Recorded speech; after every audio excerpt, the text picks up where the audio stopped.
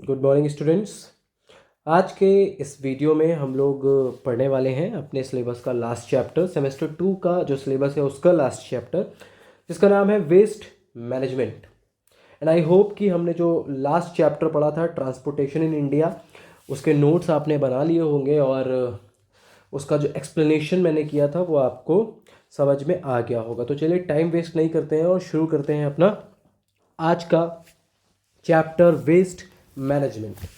Waste chapter शुरू करते ही जो पहला क्वेश्चन आपके दिमाग में आना चाहिए या आता है वो ये कि जो हमारा वेस्ट है वो है क्या, हम वेस्ट को कैसे डिफाइन करें। बोलचाल की भाषा में हम कूड़ा किसे कहते हैं या वेस्ट किसे कहते हैं? जो चीज़ हमारे यूज़ की नहीं है वो वेस्ट है। हमने चिप्स का पैकेट लिया, उसमें से चिप्स खा लिए, अब उसका जो रैपर है वो हमारे लिए यूज़लेस है, यानी कि वो वेस्ट है। हम एक पेन लेते हैं जो कि यूज़ एंड थ्रो है, जिसको रीफिल नहीं किया जा सकता, उसकी इंक खत्म हो जाती है लिखते लिखते, अब वो पेन क्योंकि रीफिल नहीं कर सकते तो हमारे लिए क्या है, यूज़लेस, उसकी यूटिलिटी खत्म हो चुकी है, तो ये भी हो जाएगा वेस्ट। ऐसे बहुत सारी चीज़ें हैं, जैसे कि फलों के छिलके, सब्जियों के छिलके हमारे लिए यूज़लेस हैं तो वो वेस्ट हैं। ठीक है, तो आप इसके number of examples, n number of examples ले सकते हो कि वेस्ट क्या है। लेकिन अगर हमें डिफाइन करना है वेस्ट को तो हम कैसे करेंगे? एक एक्ट है, आप यहाँ से नोट कर लीजिए, इन्वायरमेंट प्रोटेक्शन एक्ट 1990। ठीक है, इसके अकॉर्डिंग इस एक्ट में वेस्ट की एक डेफिनेशन दी गई है जो कि शुरू होती है यहाँ से। Waste is an substance which constitute a scrap material or an influent or an unwanted surplus which arises out of the application of any process। ठीक है, किसी भी प्रोसेस से अगर हमें कुछ ऐसा सामान मिलता है जो कि स्क्रैप है या फिर यूजलेस है, हमारे लिए अनवांटेड है, उसको हम वेस्ट की कैटेगरी में रखते हैं। ठीक है, तो आप यहाँ से ये डेफिनेशन नोट कर सकते हो। अदरवाइज बोलचाल की भाषा में वेस्ट किसे कहते हैं, you better know, everyone knows. ठीक है, अब वेस्ट को कैटेगराइज किया गया है, टाइप्स बताए गए हैं वेस्ट के। There are 3 types of waste, पढ़ते हैं हम लोग, सॉलिड, लिक्विड एंड गैस या गैसियस। तो सबसे पहले हम सॉलिड की बात करते हैं। इसमें क्या क्या चीज़ें आती हैं? गार्बेज, ठीक है, जैसे कि पॉलीथीन, रैपर वगैरह। उसके बाद फूड लेफ्ट ओवर, जो खाना पीना हम छोड़ देते हैं, या फिर जैसे कि अगर हम मीट खाते हैं तो जो बोन रह जाती हैं उनकी बात कर रहे हैं। फ्रूट्स, डिकेइंग फ्रूट्स, ठीक है, जैसे कि जो फ्रूट्स सड़ रहे हैं या सूख गए हैं उनकी बात हो रही है। ऐसे ही डिकेइंग वेजिटेबल्स हैं, कैंस हैं, बॉटल्स हैं, और राख यानी कि एशेस। ये सारी चीज़ें किस में आती हैं? सॉलिड वेस्ट में आती हैं। नेक्स्ट है हमारा लिक्विड वेस्ट। लिक्विड वेस्ट क्या है? सीवेज डिस्चार्ज फ्रॉम हाउसेज या हॉस्पिटल से या रेस्टोरेंट से, ऑफिस से, फैक्ट्री से, इन सारी जगहों से जो लिक्विड वेस्ट निकलता है ना, या जो लिक्विड डिस्चार्ज निकलता है, उसी को हम कहते हैं लिक्विड वेस्ट। ठीक है, या ऑयल स्पिल जो होता है ओशन वगैरह में, वो भी इसी कैटेगरी में आ जाता है क्योंकि वो हमारे लिए यूजलेस होता है। नेक्स्ट है हमारा गैसियस या गैस वेस्ट। इसमें क्या क्या चीज़ें होती हैं? जब फ्यूल हम जलाते हैं ना तो उसमें से जो धुआं निकलता है उसके अंदर carbon dioxide, carbon monoxide, sulphur dioxide, या फिर स्मॉग। स्मॉग आपने पढ़ा होगा अपने प्रीवियस स्टैंडर्ड में, यानी कि 9th में, कि स्मोक और फॉग जब आपस में मिल जाते हैं तो वो बन जाते हैं स्मॉग। ये सारे किस चीज़ के एग्जाम्पल हैं? गैसियस वेस्ट के एग्जाम्पल हैं। तो हमने देखा 3 तरह के वेस्ट हैं हमारे पास, सॉलिड, लिक्विड एंड गैसियस। आगे बढ़ते हैं।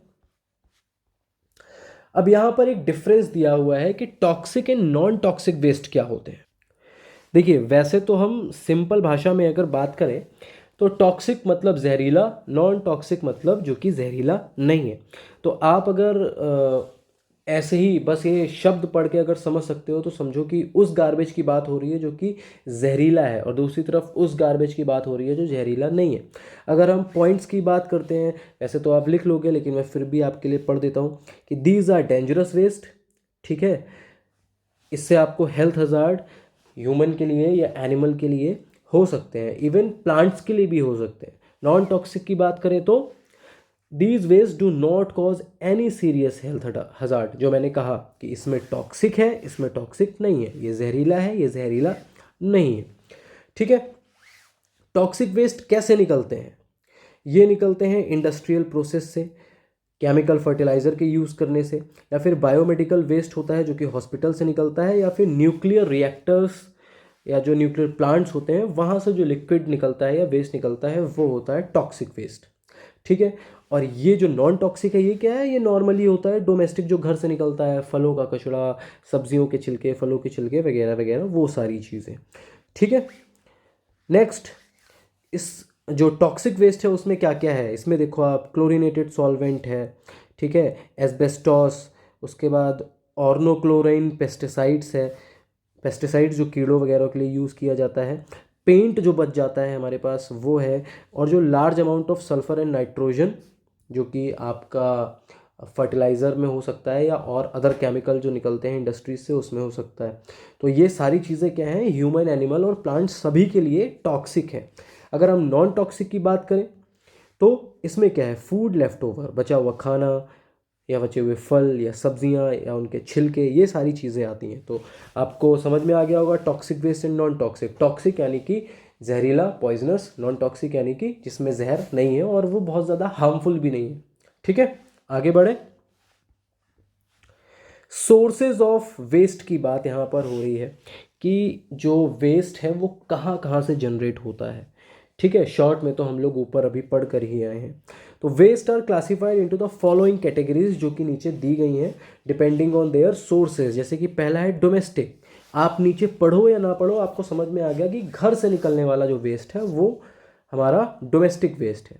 ठीक है, डोमेस्टिक एक्टिविटीज से जो निकलता है जैसे कि polythene bags, toilet sewage, batteries, expire medicine, scrap metals, आप सबके घर से ये सारी चीज़ें निकलती होंगी। ठीक है, तो ये है हमारा डोमेस्टिक वेस्ट। दूसरा है इंडस्ट्रियल वेस्ट। अब ये भी आपको नाम से ही पता चल रहा है, इंडस्ट्री से जो वेस्ट रिलीज हो रहा है वो इंडस्ट्रियल वेस्ट है। ठीक है, waste emanating from various large and small scale industries are known as industrial waste। ठीक है, इसको हम कैटेगराइज कर सकते हैं कई ग्रुप्स में depending upon the nature of industry, क्योंकि इंडस्ट्रीज भी क्या होती हैं, अलग अलग नेचर की होती हैं ना, अलग अलग चीज़ें बनाई जाती हैं इंडस्ट्री में। अब पहली इंडस्ट्री की बात करें, माइनिंग। ठीक है, अब माइनिंग के दौरान, माइनिंग की जो एक्टिविटी की जाती है उसके दौरान जो वेस्ट रिलीज होता है उसको हम कहते हैं माइनिंग वेस्ट। इसमें कई सारे केमिकल और लिक्विड्स होते हैं जो कि डिस्चार्ज होते हैं। ठीक है, और लैंड पर जाकर लैंड को खराब करते हैं। क्लियर। सेकंड आता है हमारा सीमेंट इंडस्ट्री। इस इंडस्ट्री में क्या होता है, these industry discharge fine dust particles. अब देखो भाई, सीमेंट डस्ट ही तो होता है ना एक तरीके का। तो जो फाइन डस्ट पार्टिकल है इतना ज़्यादा फाइन है कि आपको दिखेगा भी नहीं, और वो आपके लंग्स में जा सकता है, आपका जो रेस्पिरेटरी सिस्टम है उसको ख़राब कर सकता है, आपके लंग्स को ख़राब कर सकता है, आपको ब्रीथ टेकिंग में दिक्कत हो सकती है, ये सारी चीज़ें हो सकती हैं। तो health hazard, serious health hazard हो सकते हैं आपको। ठीक है, अगला देखते हैं, oil refineries. These industries cause serious environment problems. They generate waste such as organic sulfur compound, hydrocarbons and organic acid। ये सारी चीज़ें ऑयल रिफाइनरीज से जनरेट होती हैं। ठीक है, फिर आते हैं कंस्ट्रक्शन साइट्स पर, जहाँ कहीं भी बिल्डिंग्स बन रही है, घर बन रहे हैं, हॉस्पिटल वगैरह, वॉट एवर, किसी भी टाइप की जो बिल्डिंग है वो बन रही है उसको हम कहेंगे कंस्ट्रक्शन साइट। वहाँ से क्या निकल रहा है, ब्रिक्स का मटेरियल निकल रहा है, प्लास्टिक जैसे कि सीमेंट की बोरियाँ निकल रही हैं, प्लास्टिक के पाइप्स निकल रहे हैं, रूफ में जो प्लास्टिक या जो तार वगैरह लगते हैं वो निकल रहे हैं, और इंसुलेटिंग मटेरियल्स जो कि कंस्ट्रक्शन साइट से निकलते हैं। नेक्स्ट है हमारा पेपर इंडस्ट्री। यहाँ से क्या निकलता है, यहाँ से सल्फर डाइऑक्साइड, क्लोरीन। अब ये सारी चीज़ें क्या हैं, एक्वेटिक ऑर्गेनिज्म यानी मछलियाँ, मेढक, कछुए, इनको इफेक्ट कर सकती हैं। ठीक है, नेक्स्ट आता है हमारा टेक्सटाइल इंडस्ट्री।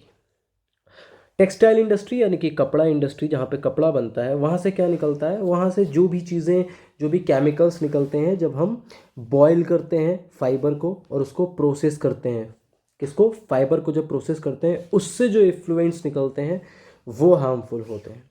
फिर लास्ट में तो डायरेक्ट ही हमको नाम से पता चल रहा है, केमिकल इंडस्ट्री।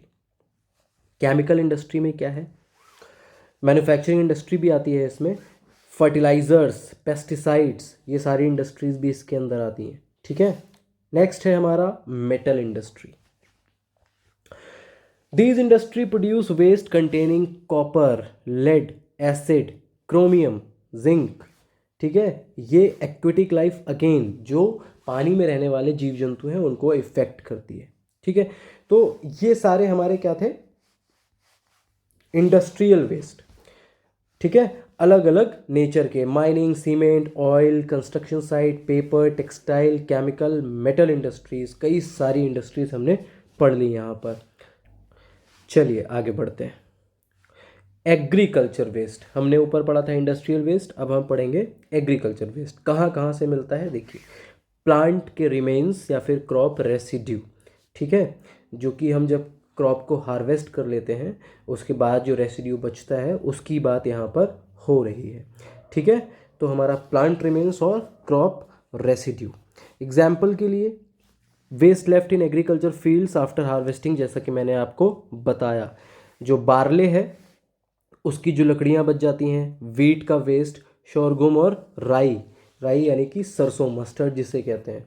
ठीक है, उसके अलावा प्रोसेस रेसिड्यू क्या होता है, these are remains discarded after the crop are processed. जैसे कि हमने गेहूं के बीज से गेहूं को अलग कर लिया है तो जो उसके ऊपर के छिलका है ना, जिसको हम कहते हैं हस्क, वो सारी चीज़ें, बैगेज या फिर जो सीड्स सड़ जाते हैं वो भी हमको यहाँ पर देखने के लिए मिलते हैं। फिर आता है animal waste, slurry and poultry litters जो होते हैं। आप देखिए जहाँ कहीं भी मुर्गियाँ पाली जाती हैं वहाँ पे बहुत गंदगी होती है, वो सारा का सारा वेस्ट एग्रीकल्चर वेस्ट में हम काउंट करते हैं। ठीक है, उसके बाद प्रोसेसिंग वेस्ट। प्रोसेसिंग वेस्ट क्या, प्रोसेसिंग वेस्ट मतलब जैसे कि हम किसी क्रॉप से कोई प्रोडक्ट बना रहे हैं और उसके प्रोसेस में अगर हमें कोई वेस्ट मिल रहा है, जैसे फॉर एग्जांपल कि अगर हम शुगर केन से शुगर बना रहे हैं और उसको प्योरीफाई कर रहे हैं, ठीक है, तो उसमें से हमें डर्ट मिलेगी। ठीक है, एंड अलग कलर का एक लिक्विड भी मिलता है उससे।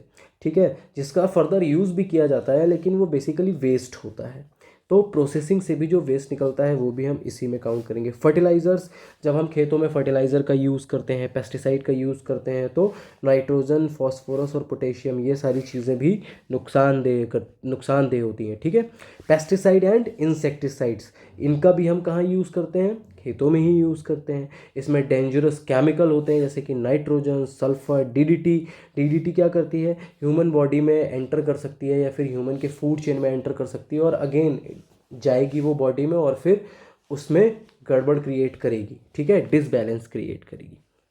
आगे बढ़ते हैं, ये था हमारा एग्रीकल्चर वेस्ट।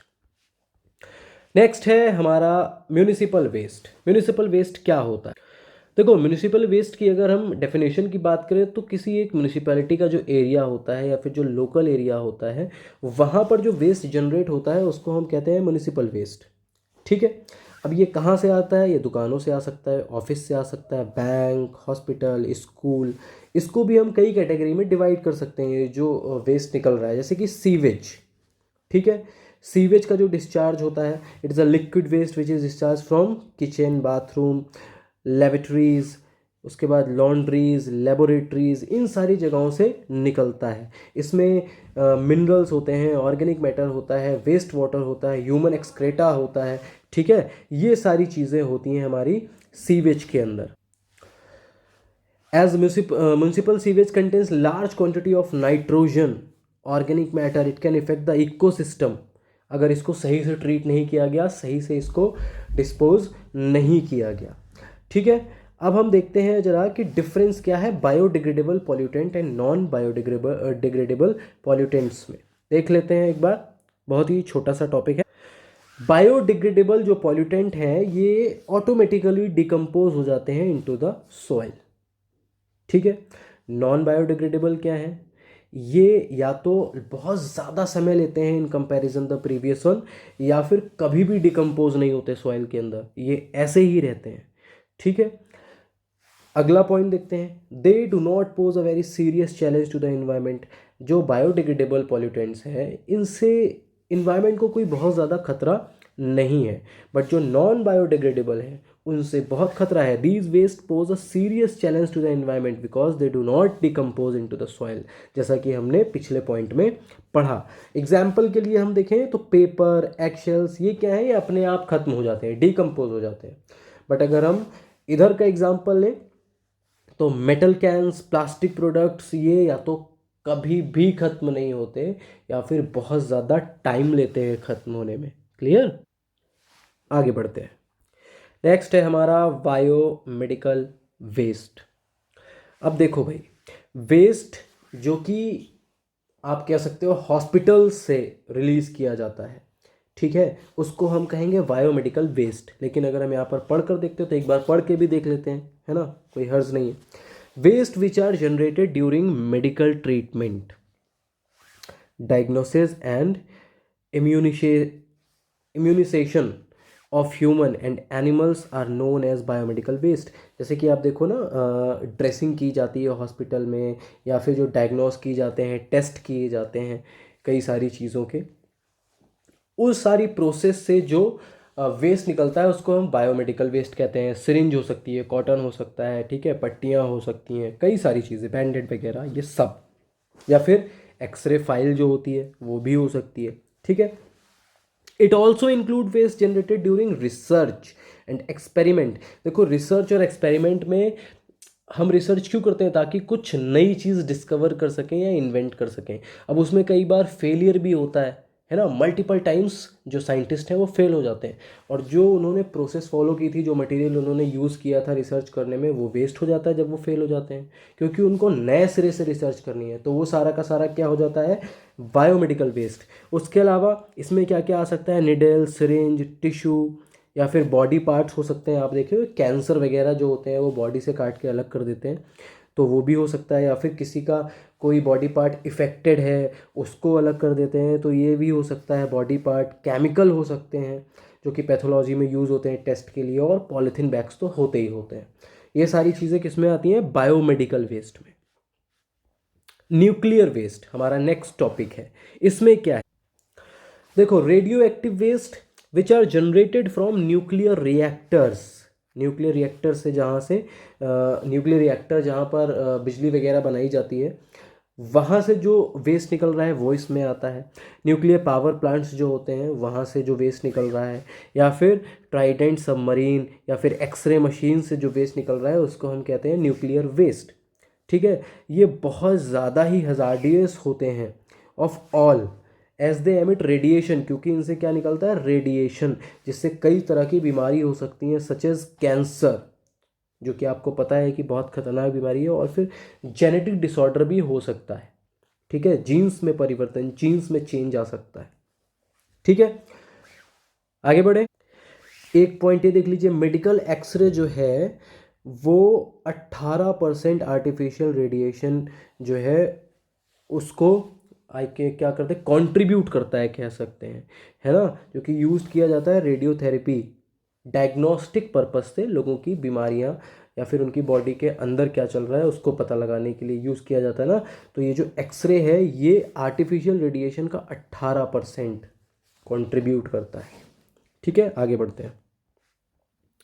अब बात करते हैं कि भाई वेस्ट को मैनेज क्यों करना है, वेस्ट को मैनेज करना क्यों ज़रूरी है।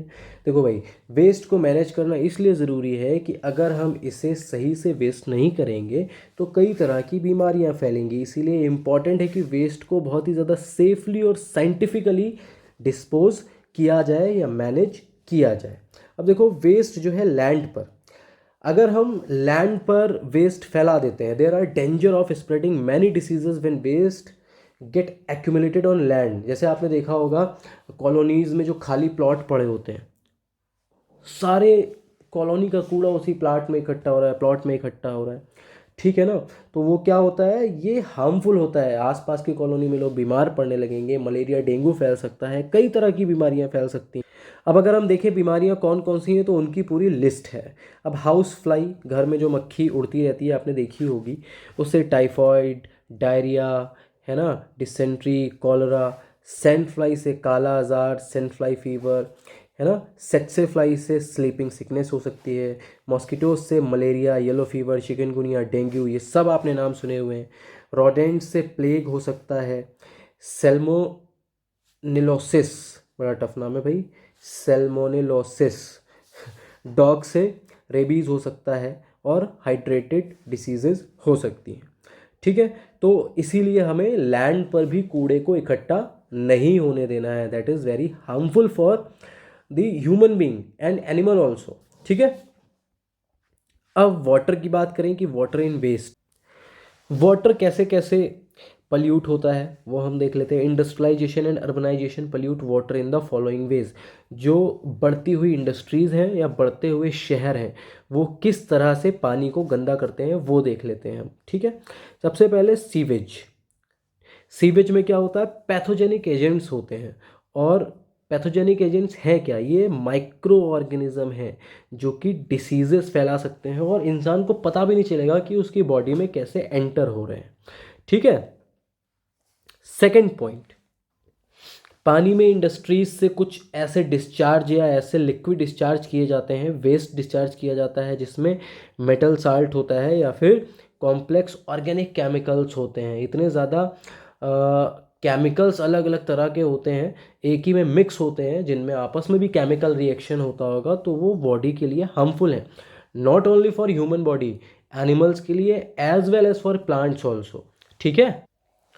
नेक्स्ट पॉइंट है हमारा फर्टिलाइजर एंड पेस्टिसाइड। हम पहले भी पढ़ चुके हैं, ये भी वाटर को पोल्यूट करते हैं। ठीक है। Next point radio active substances. ठीक है। ये रिप्रोडक्टिव ऑर्गन जो होते हैं ह्यूमंस के उसको इफेक्ट कर सकते हैं। सेवरल डिसीज और भी हो सकती हैं, कैंसर हो सकता है, जेनेटिक डिसऑर्डर हो सकता है। ठीक है। तो ये तो हमने बात पढ़ ली कि भाई वाटर में किस तरह से वेस्ट आता है। अब हम बात करें ग्रीन हाउस इफेक्ट की, तो हम इसे पढ़ते नहीं हैं, इसको आप पढ़ लेना, नोट कर लेना। मैं आपको ऐसे ही बता देता हूँ कि कई सारी गैसेस हैं, ठीक है, जो कि हमारे एटमॉस्फेयर में मौजूद हैं, जिनको हम कहते हैं कि वो green house gases. Such as अगर हम एग्जाम्पल के लिए कहें तो कार्बन डाइऑक्साइड या फिर सल्फर डाइऑक्साइड या फिर क्लोरोफ्लोरोकार्बन का आपने नाम सुना होगा। तो ये गैसेस क्या है, जो भी हीट अर्थ के अंदर आती है, ठीक है, बाय द सन, कोई बात नहीं है, वो आती है, अच्छी बात है, बट ये ग्रीन हाउस गैसेस एक लेयर बना लेती हैं। वो जो रेडिएशन सन से आता है वो अंदर तो आ जाता है, बट वो इन रिटर्न वापस नहीं जा पाता है, जिसकी वजह से क्या होता है, ग्लोबल वार्मिंग होता है। ठीक है। देखो यहाँ पे लिखा हुआ है कि सन्स एनर्जी जो आती है उसको एब्जॉर्व कर लेता है and do not reflect it into space, space में वापस नहीं जा पाता है, जिससे क्या होता है, अर्थ का टेम्परेचर बढ़ जाता है। अब इसके लिए 4 मेन गैसेस हैं जो कि रिस्पॉन्सिबल हैं, carbon dioxide, methane, nitrogen oxide and CFC यानी कि क्लोरोफ्लोरोकार्बन्स। ठीक है। Many human activities such as burning of fossil fuel and deforestation have resulted in global warming. Human being कई सारी एक्टिविटीज़ करता है, अगर उसमें कुछ मेजर एक्टिविटीज़ की बात करें तो फॉसिल फ्यूल का जलाना या फिर डिफॉरेस्टेशन, ये भी ग्लोबल वार्मिंग को बढ़ावा देता है। अब ग्लोबल वार्मिंग के इफ़ेक्ट क्या हो सकते हैं, तो ये भी हम लोग देख लेते हैं। पहला point, the temperature of earth is likely to increase by 2 degree to 5 degree Celsius in the next 100 years. अगले 100 साल में अर्थ का एवरेज टेम्परेचर 2 डिग्री से 5 डिग्री सेल्सियस तक बढ़ सकता है। अब इस प्रोसेस से क्या होगा, अब इसकी वजह से टेम्परेचर बढ़ जाएगा, जैसा कि आपने पहले पॉइंट में पढ़ा है, 2 से 5 डिग्री। जब टेम्परेचर बढ़ जाएगा तो फिर स्नो मेल्ट होने लगेगी पोलर रीजन्स की, ठीक है, जिसकी वजह से सी लेवल बढ़ेगा और जो कोस्टल लैंड है वो सबमर्ज होने लगेगा, यानी कि पानी में डूब जाएगा। Third point, increase in temperature will result in change in climatic condition. जब टेम्परेचर बढ़ेगा तो जाहिर सी बात है कि जो क्लाइमेटिक कंडीशन है वो भी चेंज होगी, हवाओं का डायरेक्शन चेंज होगा, बारिश का अमाउंट जो है वो चेंज हो जाएगा, या फिर उसकी फ्रिक्वेंसी भी चेंज हो जाएगी, कई सारी चीज़ें होंगी। ठीक है, ऑल ओवर द वर्ल्ड। मैंने कहा कि विंड और रेन पैटर्न बदल जाएगा। नेक्स्ट है हमारा, rise in temperature will result in an increase rate of transpiration which will lead to the depletion of the ground water table. अब क्या है, जो हमारा जब टेम्परेचर बढ़ेगा तो जाहिर सी बात है कि हमारा इवेपोरेशन बढ़ेगा, ठीक है, और मैंने कहा कि हो सकता है रेन का पैटर्न भी बदल जाए, तो हमारे पास जो पानी है वो तो इवेपोरेट हो जाएगा, लेकिन इन रिटर्न में जो प्रेसिपिटेशन है वो आएगा नहीं, जिसकी वजह से हमारा जो ग्राउंड वाटर टेबल है वो डिप्लीट कर सकता है। ठीक है। नेक्स्ट एक इफेक्ट जो हो रहा है वो है depletion of ozone layer. Ozone आपको पता है O3, ठीक है, जो कि हमारी कहाँ पर मिलती है, स्ट्रेटोस्फेयर में। एक जो अपर स्ट्रेटोस्फेयर है उसमें एक लेयर है जिसको हम कहते हैं ओजोन लेयर। इसका बेसिकली काम क्या होता है, ये एब्जॉर्ब कर लेती है अल्ट्रा वायलेट रेज को, जो कि हमारे स्किन के लिए बहुत ज़्यादा हार्मफुल है। ठीक है, तो इसका मतलब क्या है, ये हमारे लिए फ्रेंडली बिहेव करती है। दैट मीन्स कि अगर ये है तो हमें अल्ट्रा वायलेट रेस से बचा के रखेगी। बट अब इसमें बट आ जाता है, क्या है ये बट, बहुत सारी क्वांटिटी में जब हम इमिशन कर रहे हैं नाइट्रोजन ऑक्साइड का और CFC का, और फिर सुपरसोनिक जेट्स जो हैं उनसे भी नाइट्रोजन निकलती है, जिसकी वजह से ओजोन लेयर डिप्लीट कर रही है। ठीक है, CFC are used in many countries today. आजकल जो क्लोरोफ्लोरोकार्बन है वो कई सारी कंट्रीज में यूज़ की जाती है। During the use of material such as paints जब हम यूज़ करते हैं, फोम, थर्मल इंसुलेटिंग मटेरियल, ये सारी चीज़ें, तो CFC escape into the atmosphere and harm the ozone layer. जो CFC एटमॉस्फेयर में जाती है तो ओजोन लेयर को डिप्लीट करती है, उसको नुकसान पहुंचाती है। ठीक है, अब ये हमें कैसे पता चला कि ऐसा हो रहा है वो भी हम देख लेते हैं। A hole in ozone layer has been discovered over Antarctica. Antarctica के ऊपर एक होल जो है वो डिस्कवर किया गया। ठीक है, without the ozone layer exposure to sunrays can cause disease. जैसा कि मैंने आपको बताया कि जो अल्ट्रा वायलेट रेज है वो क्या करती है, ओजोन लेयर है जो क्या करती है, अल्ट्रा वायलेट रेज को एब्जॉर्ब कर लेती है और ह्यूमन बॉडी तक या अर्थ सरफेस तक पहुंचने नहीं देती है। बट क्योंकि अब ओजोन लेयर में होल है तो दैट मीन्स कि जो अंटार्कटिका के ऊपर से सनरेज आ रही हैं उसमें बहुत ही ज़्यादा एम्पल अमाउंट ऑफ क्या है, अल्ट्रा वायलेट रेज हैं, जिसकी वजह से जो वहाँ पे जो बर्फ़ है वो और ज़्यादा तेज़ी से पिघल रही है, उसकी फ्रिक्वेंसी बहुत ज़्यादा बढ़ गई है। और अगर ये होल लगातार बढ़ता चला जाएगा तो फिर हमारी स्किन को, एनिमल्स की स्किन को भी इफ़ेक्ट होगा। ठीक है, कई सारी बीमारियां होंगी जैसे कि स्किन कैंसर होगा। ठीक है, जब अल्ट्रावायलेट रेज नीचे आएंगी, जेनेटिक डिसऑर्डर हो सकता है, इकोलॉजिकल बैलेंस और मरीन इकोसिस्टम भी बिगड़ सकता है। ठीक, आगे बढ़े। Acid rain. एसिड रेन क्या है, देखिए, पॉल्यूटेंट्स जो कि प्रेजेंट हैं हवा में, ठीक है, such as sulphuric acid and nitrogen oxide, जो कि कहाँ से निकलता है, burning of fossil fuel and industrial emission. जब ये दोनों चीज़ें, क्या चीज़, सल्फ्यूरिक एसिड और नाइट्रोजन ऑक्साइड कंबाइन हो जाते हैं with the droplet of water in the air and come down as rain, जब ये कंबाइंड हो जाते हैं जो वाटर ड्रॉपलेट्स हैं एयर में उनके साथ, और फिर एज अ रेन ये आ जाते हैं अर्थ सरफेस पर, तो इस तरह की बारिश को या बरसात को हम कहते हैं एसिड रेन। एसिड रेन का इफेक्ट क्या क्या हो सकता है देख लेते हैं। Effect the human nervous system by causing neurological diseases. ठीक है, न्यूरोलॉजिकल डिसीजेस हो सकती हैं, हमारा नर्वस सिस्टम खराब हो सकता है। Effect the lives of aquatic animals, जो पानी में रहने वाले जीव जंतु हैं या ऑर्गेनिजम्स हैं उनको इफेक्ट करेगा। ठीक है, lead to corrosion of buildings, monuments and bridges. जो बिल्डिंग्स हैं, मॉन्यूमेंट्स हैं, ब्रिजेस हैं, उनमें जंग लग जाएगी, वो धीरे धीरे डिग्रेड होने लगेंगे, वीक होने लगेंगे। ठीक है, उसके बाद इंक्रीज एसिडिटी ऑफ सॉइल। अब क्योंकि एसिड गिर रहा है ज़मीन पर, सॉइल में मिल रहा है, तो जो एसिडिटी है सॉइल की या जो क्वांटिटी ऑफ एसिड है सॉइल में वो बढ़ जाएगा, और जिसकी वजह से जो फर्टिलिटी है वो रिड्यूस हो जाएगी और हमें जो प्रोडक्शन मिलना चाहिए वो कम मिलने लगेगा। ठीक है, आगे बढ़े।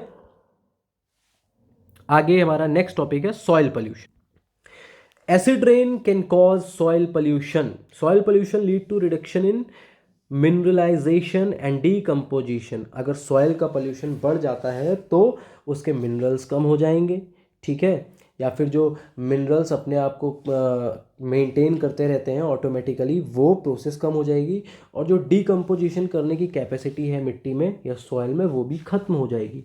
It also reduces the soil fertility, जो कि हम ऊपर पढ़ चुके हैं। ठीक है, सॉइल में ऑक्सीजन की जो क्वांटिटी है या फिर जो एरेशन हवा जाती है अंदर सॉइल में वो भी कम हो जाएगा। ठीक है, तो further it is important to check the accumulation of waste and reduce soil pollution. तो हमारी जिम्मेदारी है कि हम बार बार चेक करते रहें कि ज़मीन पर कहीं पर भी कूड़ा जो है वो इकट्ठा ना होने पाए और सॉइल पोल्यूशन को हम रिड्यूस कर सकें। क्लियर। नेक्स्ट आता है वेस्ट मैनेजमेंट। देखिए, वेस्ट को मैनेज करना बहुत ज़रूरी है, वो भी बहुत ज़्यादा साइंटिफिक तरीके से, बहुत ही ज़्यादा इफ़ेक्टिवली और सेफली। अब यहाँ पर ईजिएस्ट वे जो बताया गया है वो है 3R सिस्टम। अब ये 3R क्या है? Reduction, reuse and recycle. ठीक है, we should reduce the use of resources by not over using and over exploiting them.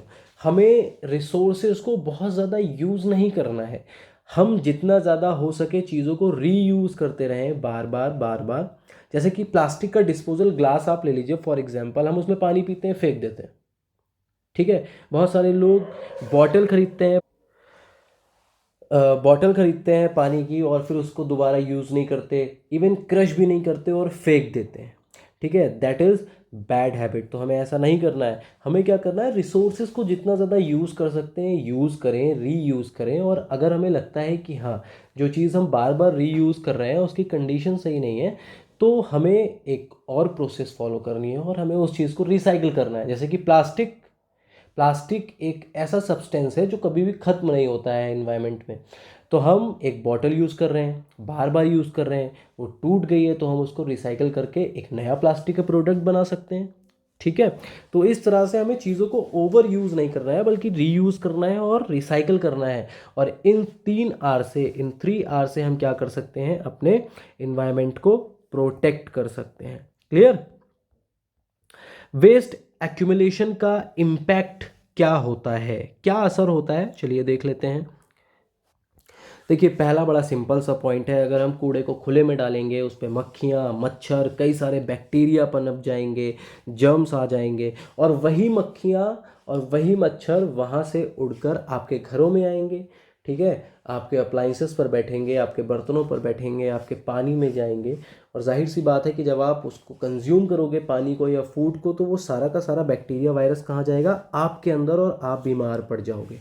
ठीक है, तो ये है हमारा पहला पॉइंट। नेक्स्ट पॉइंट की तरफ देखें। Decomposition of waste also produces various gases. जब वेस्ट अपने आप को डिकम्पोज कर रहा होता है तो उसमें से कई तरह की गैसेज निकलती हैं जो कि एयर को पल्यूट करती हैं। ठीक है, अब अगर कूड़ा आपने बाहर डाला हुआ है, ओपन में डंप किया हुआ है और बारिश हो जाती है, तब तो और ही खतरनाक बात है। During the rainy season, rain water takes various decomposed waste containing pathogens to water bodies causing water pollution. जो कूड़ा आपने बाहर डाला हुआ है वो डिकम्पोज हो रहा है, उसमें वायरस है, उसमें बैक्टीरिया है, उसमें फंगी है। ठीक है, अब क्या हुआ? अब बहुत सारा पानी बरसा, कूड़े के ऊपर से बहता हुआ नीचे गया और अपने साथ वायरस, बैक्टीरिया सब बहाकर ले गया।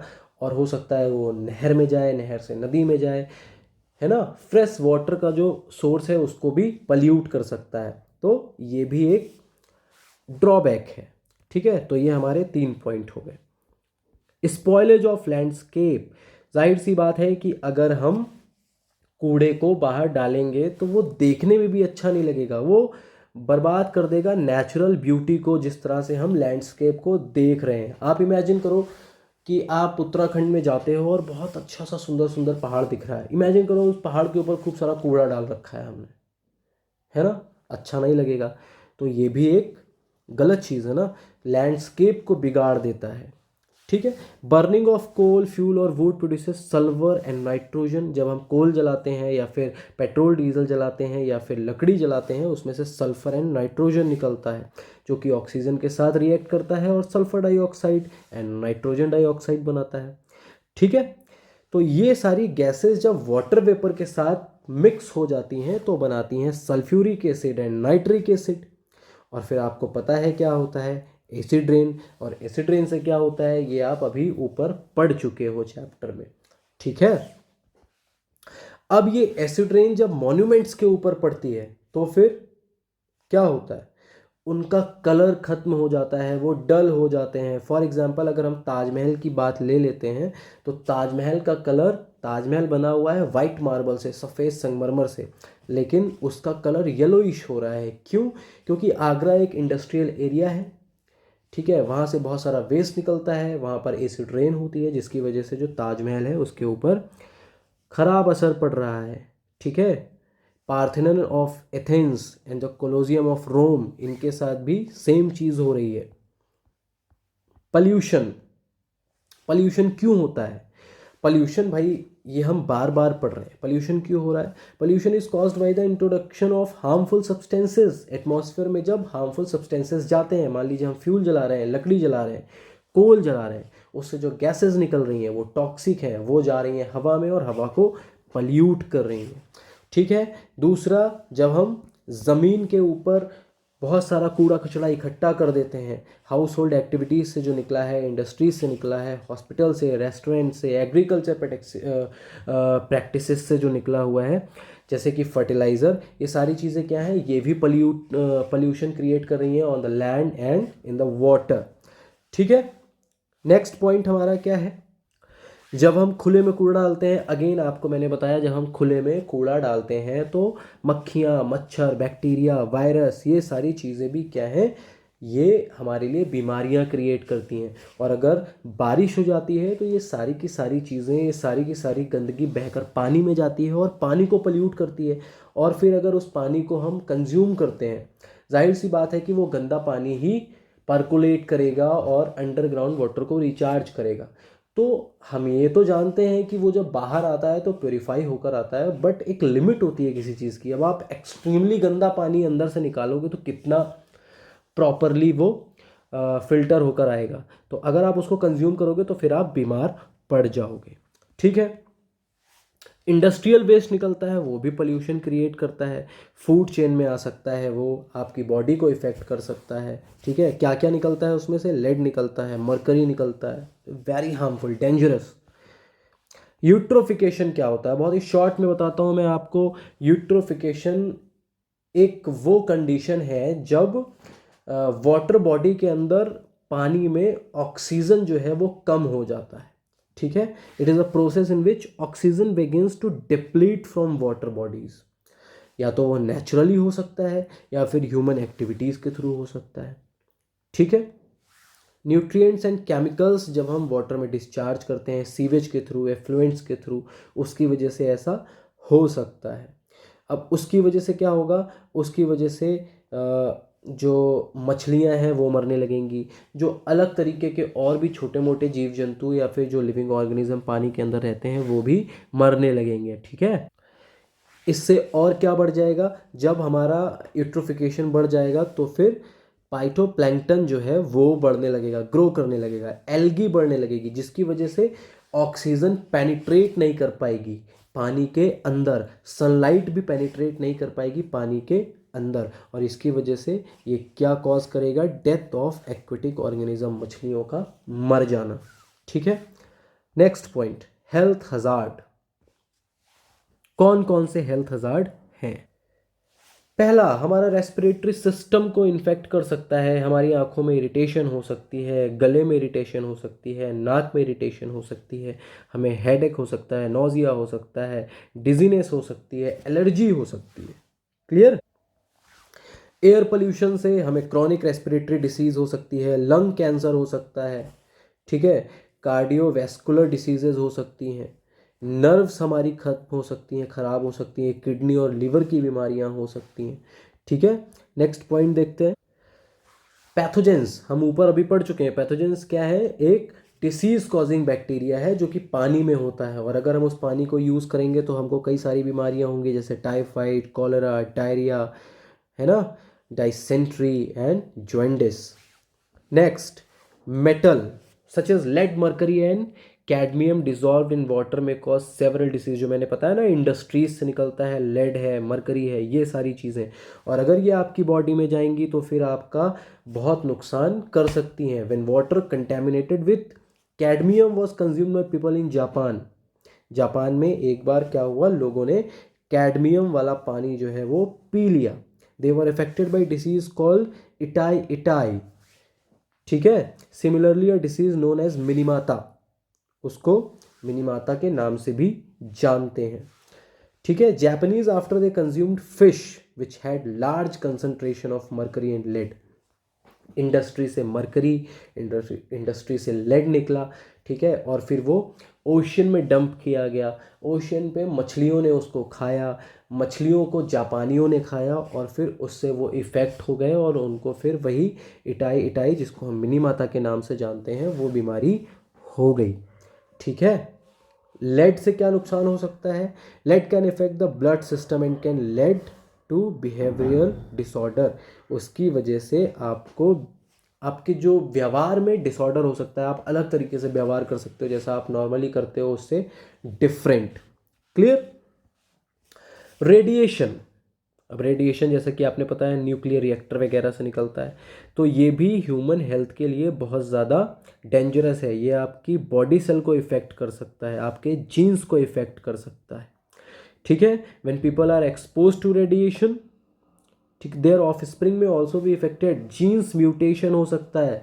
म्यूटेशन का नाम आजकल आप कोरोना में या जो कोविड-19 वायरस है उसमें सुन रहे होगे, वो अगेन एंड अगेन म्यूटेट करता चला जा रहा है और अपने नए नए वेरिएंट लेकर आ रहा है। ठीक है। तो म्यूटेशन हो सकता है ह्यूमन बॉडी के अंदर, फ्यूचर जनरेशन में ट्रांसमिट भी हो सकता है वो। ठीक है। When a person exposes to radioactive pollution, उसके बॉडी ऑर्गन खराब हो सकते हैं, लंग कैंसर हो सकता है, brain cancer, thyroid cancer, sterility and reduced of defective eyesight, आंखों की रोशनी भी डिफेक्ट हो सकती है। Next point, effect of waste accumulation on terrestrial life. अभी हमने क्या पढ़ा? ह्यूमन लाइफ पर किस तरह से असर पड़ता है। अब देखते हैं कि भैया इसका प्लांट्स पर क्या असर पड़ता है। नाइट्रोजन डाइऑक्साइड की वजह से क्या हो सकता है? लो क्रॉप हो सकती है, प्रोडक्शन कम हो सकता है। ठीक है। पत्तियां गिर सकती हैं। पहला पॉइंट है ये हमारा। Second, ozone enters the leaves of plant through stomata, it then dissolve with water within the plant and react with other chemical damaging it leaves. अगर ओजोन एंटर कर जाती है तो उससे लीव्स खराब हो सकती हैं, प्लांट वीक हो सकते हैं। ठीक है। और उसमें कई तरह की डिसीजेज हो सकती हैं, कीड़े मकोड़े लग सकते हैं। ठीक है। और सूख भी सकता है। Clear? Peroxyacetyl nitrate causes premature falling and discolouring of leafy vegetables. ठीक है। जो हमारी पत्तों वाली सब्जियां होती हैं उसकी पत्तियों का कलर जा सकता है, वो पत्तियां प्री मैच्योर यानी कि मैच्योर होने से पहले ही खराब हो सकती हैं, सूख सकती हैं। सल्फर डाइऑक्साइड क्या करता है? Sulphur dioxide has a bleaching effect on plant. Bleaching का मतलब आप देखते हो ना, कपड़ों वगैरह में यूज़ करते हैं, कलर उड़ जाता है। It result in the loss of chlorophyll, यानी कि जब क्लोरोफिल नहीं होगा तो पत्तियां हरी नहीं होंगी। ठीक है। सल्फर डाइऑक्साइड की वजह से जो सब्जियां हैं वो पीली पड़ जाएंगी। आपने देखा होगा कई बार जो पत्ता गोभी होती है ना, कैबेज, उसके पत्ते पीले पीले होते हैं, कभी कभी पालक भी पीली हो जाती है, मूली के पत्ते पीले होते हैं। किसकी वजह से? सल्फर डाइऑक्साइड की वजह से। Radioactive pollution effect our environment. Radio active waste जो है वो बहुत जल्दी डिस्ट्रॉय नहीं होता है, वो बहुत लंबे समय तक इन्वायरमेंट में रहता है, जिसकी वजह से डिसकलरिंग हो सकता है ट्रीज में, यानी कि पत्तियों में। ठीक है। पूरा का पूरा फॉरेस्ट बर्बाद हो सकता है। After the Chernobyl nuclear accident, a pine forest cover near the power plant turn reddish brown. अगर आपने चेर्नोबिल का नाम नहीं सुना है तो आप चेर्नोबिल वेब सीरीज देख सकते हो या फिर चेर्नोबिल के बारे में पढ़ सकते हो। यूएसएसआर में आज के समय में यूक्रेन में एक जगह है चेर्नोबिल, वहाँ पर एक प्लांट था। वहाँ पे जो एक्सीडेंट हुआ था उसकी वजह से आसपास में एक पाइन फॉरेस्ट था जो कि रेडिश ब्राउन हो गया था। तो आप समझो कितना खतरनाक होता है। ठीक है। तो प्लांट्स पे हमने पढ़ लिया। अब एनिमल्स पे भी देख लेते हैं क्या असर होता है भाई। एनिमल अगर कंज्यूम कर लेते हैं टॉक्सिक मटेरियल जैसे पॉलीथीन बैग वगैरह, उसकी वजह से उनमें बीमारियां फैल जाती हैं। ठीक है। The underground disposal of radio active waste may contaminate the drinking water. Again, जैसे इंसान पानी पी सकता है गंदा, कंटेमिनेट वाटर पी सकता है, वैसे जानवर भी पी सकते हैं। ठीक है ना, उनके लिए भी हार्मफुल है। देखो तीनों चीज़ें, plant, animal and human. Bird consuming agriculture waste produce defective eggshells and snow increased mortality। जो एग्रीकल्चर वेस्ट होता है ना, उसमें बहुत सारा फर्टिलाइज़र पेस्टिसाइड वगैरह होता है ना। या फिर जो कीड़ों के लिए हम पेस्टिसाइड डालते हैं तो कीड़े मर जाते हैं, चिड़िया उन्हीं कीड़ों को खाती है और फिर उसकी बॉडी पे भी इफ़ेक्ट होता है और वो भी मर सकती हैं, उनमें इंक्रीज हो सकता है उनका mortality rate. Clear. Aquatic life की बात कर लेते हैं कि क्या क्या हो सकता है भाई। इसको हम बहुत शॉर्ट में बता देते हैं कि भाई अगर आपका पानी गंदा है, उसमें यूट्रोफिकेशन हो गया है, उसमें कई सारी गंदगी आ रही है, केमिकल्स आ रहे हैं, इसकी वजह से आपका जो टॉक्सिक लेवल है ना वाटर का, वो बहुत ज़्यादा बढ़ जाएगा और जितनी भी मछलियाँ या जितनी भी लिविंग ऑर्गेनिज्म एक्वेटिक ऑर्गेनिज्म है वो सारे के सारे मर जाएंगे। मिनी माता ट्रेजेडी क्या है? अब बेसिकली यहाँ पर इतना सारा लिखा हुआ तो है, बट मैं आपको पहले ही बता चुका हूँ कि जापान में एक फैक्ट्री थी, विनाइल क्लोराइड की फैक्ट्री थी, जो कि डिस्चार्ज करती थी कंटेमिनेटेड वाटर या मिथाइल मरकरी जिसमें होता था सी के अंदर। ठीक है, तो जो मिथाइल मरकरी है उसको कंज्यूम करती थी फिश, और फिर बाद में जो फिश पकड़ने वाले मार्केट में जाकर वही फिश बेचते थे, लोग उसको खाते थे, जिसकी वजह से उन्हें मिनी माता डिसीज हो गई। ठीक है, और उसका रिजल्ट क्या हुआ? चलने में दिक्कत, बात करने में दिक्कत। ठीक है, और अगर एक्सट्रीम सर्कमस्टेंसेस बन जाते हैं तो डेथ भी हो सकती थी, या लोगों की डेथ हुई भी थी जापान में। ठीक है, fishing in Minamata bay was later banned. अब जहाँ पर वो मिथाइल मरकरी डंप करते थे ना सी में, वहाँ पे फिशिंग करना बंद कर दिया गया, या बंद करा दिया गया, बैन करा दिया गया by the Japanese authorities. Clear. Safe disposal of waste, भाई देखो बहुत ज़रूरी है, जैसा कि मैंने आपको पहले ही बताया है। कैसे? सेग्रीगेशन। भाई हम सेग्रीगेशन का मतलब अलग अलग कर लें। जो डिग्रेड हो सकता है उसको हम ऐसे भी डंप कर सकते हैं, वो डिग्रेड हो जाएगा। नॉन डिग्रेडेबल है उसको हम रिसाइकिल कर सकते हैं। ठीक है, उससे कई अदर टाइप के प्रोडक्ट बनाए जा सकते हैं। ओपन डंपिंग नहीं करनी है हमें। ठीक है, ओपन डंपिंग से वही होता है जो मैं आपको बता रहा हूँ पिछले कई पॉइंट से, कि भाई वायरस, बैक्टीरिया, मच्छर, मक्खियाँ, ये सारी चीज़ें क्या करती हैं, और फिर अगर बारिश हो जाए तो फिर पानी भी गंदा, सॉइल भी गंदी, और फिर कूड़ा तो जो है, मक्खियाँ मच्छर जो है वो तो है ही। तो करना क्या चाहिए हमें? हमें क्या करना चाहिए? हमें सबसे पहले तो जो हमारा कूड़ा है उसको कंप्रेस कर लेना चाहिए। ठीक है, अब जब उसको हम कंप्रेस कर लेंगे तो जाहिर सी बात है उसका वॉल्यूम कम हो जाएगा। ठीक है, और वॉल्यूम कम होने के बाद जैसे कि मान लो हमने बहुत सारे कूड़े को कंप्रेस करके उसका एक क्यूब बना लिया है, अब उस क्यूब का तो साइज़ कम है, उसको हम ज़मीन के अंदर क्या कर सकते हैं? बरी कर सकते हैं। क्लियर, वो जगह कम लेगा। ठीक है, आगे बढ़े। कंपोस्टिंग। कंपोस्टिंग क्या है कि मान लीजिए कुछ घरों का खाना पीने का सामान है, फलों के छिलके हैं, घास फूस है, पत्ते हैं, उनको हम क्या कर सकते हैं? ज़मीन के नीचे हम बरी कर सकते हैं कुछ हफ्तों के लिए या फिर कुछ दिनों के लिए, और वो कन्वर्ट हो जाएगी कंपोस्ट में। कंपोस्ट को हम एज अ फर्टिलाइज़र यूज़ कर सकते हैं। अब ये कंपोस्ट के एडवांटेज क्या क्या है वो हम देख लेते हैं। सॉइल में न्यूट्रिशन इन्हेंस होते हैं, सॉइल की वाटर रिटेंशन कैपेसिटी भी इंक्रीज होती है, सॉइल इरोजन कम होता है, सॉइल की फर्टिलिटी बढ़ती है और उसमें ह्यूमस बढ़ जाता है। क्लियर। नेक्स्ट, 3R की बात हम यहां पर कर रहे थे, reduce, reuse and recycle. Waste can be reduce. Reduce कैसे कर सकते हैं हम? जैसे कि मान लीजिए इंडस्ट्रीज से जो वेस्ट निकल रहा है, हम इंडस्ट्रीज में यूज़ की जाने वाली प्रोसेसेस को थोड़ा सा चेक करें और ये कोशिश करें कि वहाँ से कूड़ा कम निकले। ठीक है, या फिर जो निकले उसको पहले ही सेग्रीगेट कर लें, जो कि रिसाइकल किया जा सकता है, उसको ले जाकर रिसाइकल करवा लें। इससे क्या होगा? हमारा रिड्यूस हो जाएगा।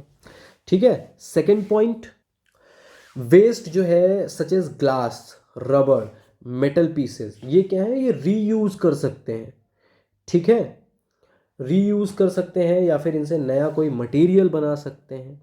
ठीक है, waste such as fly ash produced by the paper industry can be used for making road and filling up low lying areas. जो भी पेपर इंडस्ट्री से वेस्ट निकलता है उससे हम रोड बना सकते हैं, या फिर जो लो लाइंग एरियाज है ना, जिनका थोड़ा सा जो एल्टीट्यूड है वो कम है, उसको हम लेवल अप कर सकते हैं। ठीक है। Waste can also be treated as recycle to make new product, हम नए नए प्रोडक्ट बना सकते हैं। ठीक है, जैसे कि अगर आप कभी चंडीगढ़ गए हो तो वहाँ पे पूरा का पूरा वेस्ट वेस्ट से बना हुआ पार्क है, वो आप जाना कभी देख कर आना। ठीक है, फॉर एग्जाम्पल अगर हम देखें the paper industry use recycle pieces of wood from the furniture industry, paper can also B recycled. अगर आप कभी रफ कॉपी यूज़ करते हो तो आपने देखा होगा उसके अंदर आपको घास फूस के तिनके दिख जाते हैं। क्यों? क्योंकि वो रिसाइकल्ड पेपर है, उसको रिसाइकल करके बनाया गया है। ठीक है, तो एक एग्जाम्पल ये है, ऐसे कई सारे एग्जाम्पल हम प्लास्टिक को रिसाइकल कर सकते हैं। क्लियर? अब यहाँ पर हम देखते हैं कि गवर्नमेंट आखिर कौन कौन से इनिशिएटिव ले रही है, ले भी रही है कि नहीं ले रही है। ठीक है, तो चलिए देखते हैं government initiatives for protecting the environment. देखो भाई, द एनवायरमेंटल प्रोटेक्शन एक्ट 1986, इसमें क्या है, एम्पावर्स द सेंट्रल गवर्नमेंट, ये सेंट्रल गवर्नमेंट को एम्पावर करता है स्टेट गवर्नमेंट के साथ कोऑर्डिनेट करके प्लान बना के उसको एग्जीक्यूट करना नेशन वाइड। ठीक है, जिससे हमारा जो एटमॉस्फेयर है, एनवायरनमेंट है, वो सुरक्षित रह सके, हम उसको कंजर्व कर सकें, उसको पल्यूट होने से बचा सकें या फिर पॉल्यूशन को रिड्यूस कर सकें। Environmental activities have been demanding that large and big dam should not be build, जैसे कि बड़े बड़े डैम हैं वो ना बनाए जाएं। ठीक है, क्योंकि जब डैम बनते हैं ना तो उसमें भी हमको क्या करना पड़ता है, फॉरेस्ट को काटना पड़ता है, इकोसिस्टम जो है रिवर का वो हम खराब कर देते हैं, वहाँ की एक्वेटिक लाइफ को हम खराब कर देते हैं। तो ये सारी चीज़ों पे भी नज़र रखी जाए। तो क्या है हमारा इन्वायरमेंटल प्रोटेक्शन एक्ट 1986, ये एम्पावर करता है government and central government and state government दोनों को कि भाई आप जो भी प्लान बनाओ साथ साथ बनाओ और उसको नेशन वाइड इम्प्लीमेंट करो ताकि हमारा इन्वायरमेंट सुरक्षित रहे। अब भाई सोशल इनिशिएटिव्स क्या लिए जा सकते हैं या क्या लिए जाते हैं देख लेते हैं। Air pollution can be minimised अगर हम पब्लिक ट्रांसपोर्ट यूज करें और कार पूलिंग करें। क्लियर? कार पूलिंग आप समझते हो कि भाई अगर एक ही जगह जा रहे हो तो अड़ोसी पड़ोसियों को बैठा लो ताकि 10 गाड़ियां ना जाएं, एक ही गाड़ी में 4-5 लोग तो आ ही सकते हो, उसको कहते हैं कार पूलिंग। ठीक है, या फिर पब्लिक ट्रांसपोर्ट यूज़ करो, अपनी कार जितना कम यूज़ करोगे, अपनी बाइक जितना कम यूज़ करोगे उतना एयर पोल्यूशन कम होगा। क्लियर? आगे देखते हैं। People living in housing societies can initiate steps for waste management. जो लोग सोसाइटीज़ में रहते हैं ना वो इनिशिएट कर सकते हैं, वो आपस में प्लान बना सकते हैं कि किस तरह से वेस्ट को मैनेज किया जाए। ठीक है, सेग्रीगेट करो, कंपोस्ट करो, जो भी चाहे वो आराम से कर सकते हैं। People should stressed on making houses और residential building with solar panel and water recharging facility. लोगों को क्या चाहिए या सोसाइटीज़ जो बनती है उनको क्या चाहिए कि बिजली के लिए वो ज़्यादा से ज़्यादा सोलर पैनल का या सोलर एनर्जी का यूज़ करें। हाइडल या न्यूक्लियर एनर्जी से कंपैरिजन में वो किस पे ज़्यादा डिपेंड हो, सोलर पर, यानी कि सनलाइट पर। और फिर वाटर रिचार्जिंग फैसिलिटी वो अपने यहाँ पर लगवाएं, रेन वाटर हार्वेस्टिंग का काम करवाएं, वाटर शेड मैनेजमेंट प्लांट लगवा सकते हैं, कुछ भी कर सकते हैं। अब एज एन इंडिविजुअल हमको आपको क्या क्या इनिशिएटिव लेने चाहिए ये देखते हैं। सबसे पहले तो प्लास्टिक बैग का यूज़ मत करो, जूट का बैग यूज़ करो, कपड़े का बैग यूज़ करो और लोगों को भी मोटिवेट करो। इको फ्रेंडली ऑब्जेक्ट्स का यूज़ करो। ठीक है, क्लोरोफ्लोरोकार्बन को कम प्रोड्यूस करो, जितना कम हो सकता है आप उसको कम प्रोड्यूस करो। ठीक है, एडॉप्ट करो किसको, ऐसे रिसोर्सेज या ऐसे सोर्सेज को जो रिन्यू किए जा सकते हैं। ठीक है, चीज़ों को रीयूज़ करो, रिसाइकिल करो और रिचार्जेबल बैटरी यूज़ करो। ऐसे नहीं कि बैटरीज लाए ख़त्म हो गई फेंको दूसरी लाओ, ऐसा नहीं है। ठीक है, तो एज एन इंडिविजुअल हम ये इनिशिएटिव ले सकते हैं। तो दिस इज़ ऑल अबाउट, ये था हमारा चैप्टर वेस्ट मैनेजमेंट। तो थोड़ा सा लेंदी चैप्टर है ये, क्योंकि इसमें आपकी बुक के हिसाब से 2 चैप्टर जो है वो मैंने सबमर्ज किए हुए हैं। ठीक है, कंबाइंड कर दिए हैं बेसिकली। तो ये हमारा चैप्टर था वेस्ट। आई होप कि आपको समझ में आ जाएगा। मैं अपना बेस्ट जितना दे सकता था दिया है। Actually I am not well, as you all know, मैंने प्रीवियस वीडियो में भी बताया था, तो मुझे बोलने में भी दिक्कत हो रही है और आप समझ सकते हो, सुन के आपको लग रहा होगा। तो यहाँ से आप नोट्स बना लीजिए, मैंने जो एक्सप्लेन किया है वो सुन लीजिए, एंड बेस्ट विशेज़ हैं आपके एग्ज़ाम के लिए। तो यहाँ पे हमारा सिलेबस भी ख़त्म होता है ज्योग्राफी क्लास 10th का सेमेस्टर 2 का। Thank you so much. Next किसी टॉपिक किसी वीडियो में हम फिर से मुलाकात करते हैं। Thank you.